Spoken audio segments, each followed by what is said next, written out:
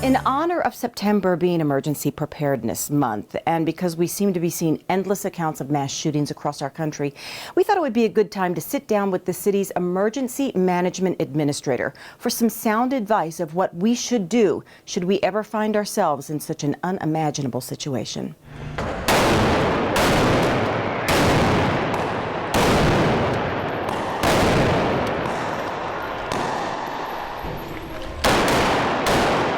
In this emergency exercise recently at City Hall, several Southern Nevada agencies worked together to test their abilities in dealing with an active shooter in a crowded public place. It was a test of coordinated response and communications between multiple agencies. Our first responders are constantly sharpening their skills. But as average citizens, what can we do to be prepared for such an emergency? Experts say in a situation like this, there are really only 3 options on how to respond, and we need to be prepared for all 3. Obviously, the tenet that we've been using for active shooter situations are 3 basic rules: run, hide, or fight, in that order. Since the first choice is to run, there are ways to increase your chances of being able to get away. So whether you're at work, home, or out on the town, familiarize yourself with your surroundings. When you enter a new venue, a new facility, a new location, take note of the exit signs around you. Sometimes our casinos are really difficult to navigate, so it's really important to understand which is the quickest way out of that area when you're there. Keep in mind, the way you came in might not be the safest way out.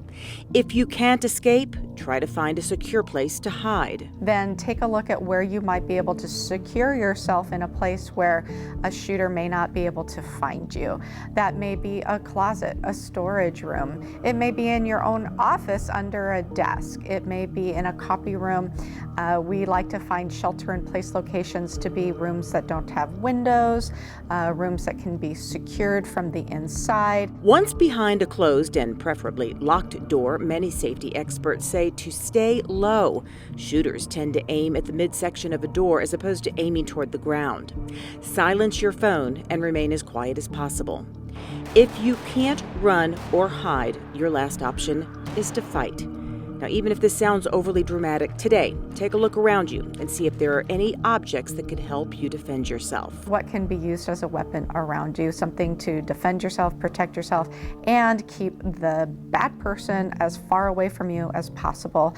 And then commit. If you've decided that you're going to take an action against this person or persons, then commit to it, go all in, because if you hesitate, I promise you, they're not. You might want to make sure you know how to use a fire extinguisher. It's a 2-fold weapon. It's a big, heavy object, which is useful in some ways, but it's also useful if you actually know how to pull that pin and spray that material to either hide your own location or even into the face of a bad actor. Finally, if you are fortunate enough to escape, comply with law enforcement. You may be out of danger, but they're heading straight into it. That means exit with your hands up and empty and get out of their way. They're going to try and come in with some response folks to help anybody who may be injured, even while they don't have the assailant yet. So it's really important to stay out of their way. This is not the time to become the iPhone reporter and record everything that's going on. Mind your own business, get out of harm's way, and let them do their jobs. Being keenly aware of your surroundings will not only stand by you in something as drastic as an active shooter, it will stand by you in a parking lot, on the streets, in a park, and prevent you from becoming a victim of any kind of crime. And while you don't need to be a black belt in karate, it does help to get some self-defense lessons. And there are classes all across the city of Las Vegas.